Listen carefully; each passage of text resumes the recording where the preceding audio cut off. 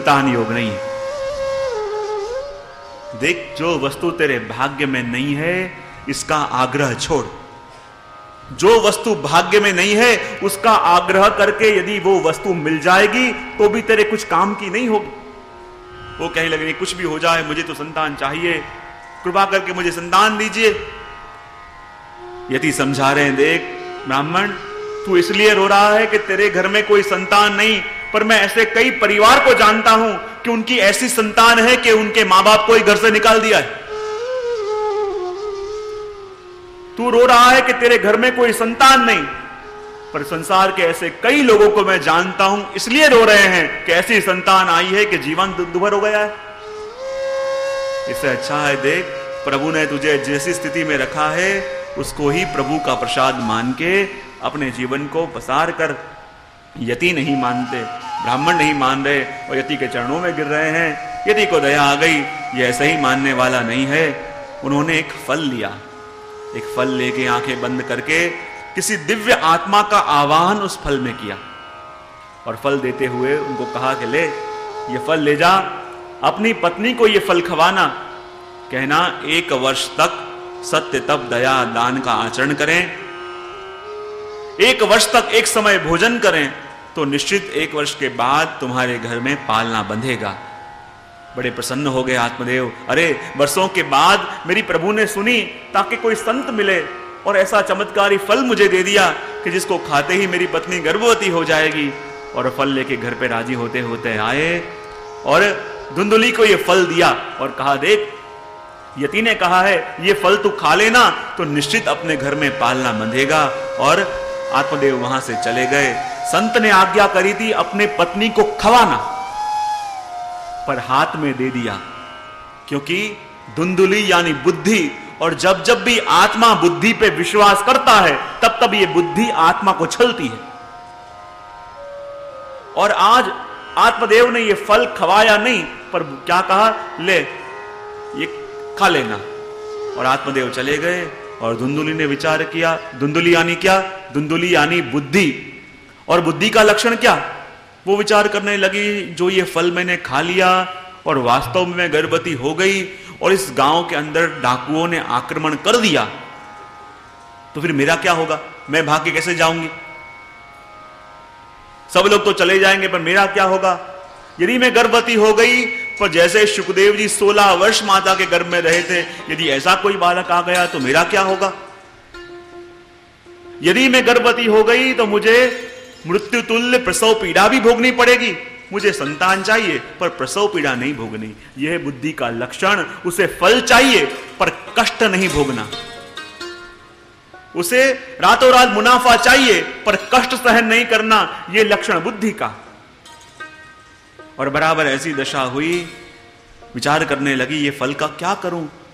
उनकी बहन थी, बहन आई हुई थी, उससे बात करी कि देखो मेरे पति कहीं से फल लेके आए हैं और कह रहे हैं इस फल खाते ही 1 वर्ष के अंदर मेरे घर में बालक होगा, पर मुझे उन पे संशय नहीं, क्या करूं?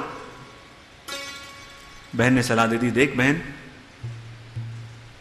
तेरे घर में पैसा बहुत है, द्रव्य बहुत है, लेकिन खाने वाला कोई नहीं। अब मेरे घर में खाने वाले बहुत हैं पर द्रव्य नहीं। एक उपाय ऐसा मेरे पास है, यदि उसका तू पालन कर ले तो तेरा काम भी हो जाएगा और मेरा काम भी हो जाएगा। बोले क्या? उसने कहा, देख बहन, मैं भी गर्भवती हूं, ऐसे कर तू अपने पीहर चली जा और अपने पति को संदेश भेज देना कि तू गर्भवती है और 8-9 महीने तक तू गर्भवती होने का ढोंग करना। जब मेरे बालक होगा तो वो बालक मैं तुझे दे दूंगी और तू उसके बदले मुझे कुछ रुपए दे देना और तू घोषित कर देना कि वो बालक तुझे हुआ। और ये सलाह बुद्धि को तुरंत पसंद आ गई। कष्ट भी नहीं भोगना, कोई परिश्रम भी नहीं, बस सीधा फल मिल जाएगा। पसंद बात आ गई। चली गई अपने मैके और वहां से समाचार भिजवाए पतिदेव को कि वो गर्भवती है। आत्मदेव प्रसन्न हो गए और थोड़े समय के बाद वास्तव में उस बहन के संतान हुआ। लेकिन जब उसने पूछा फल का क्या करूं, तो कहा आंगन में जो गाय खड़ी है ना उसको खवा दे, तो उन संत की भी कसौटी हो जाएगी।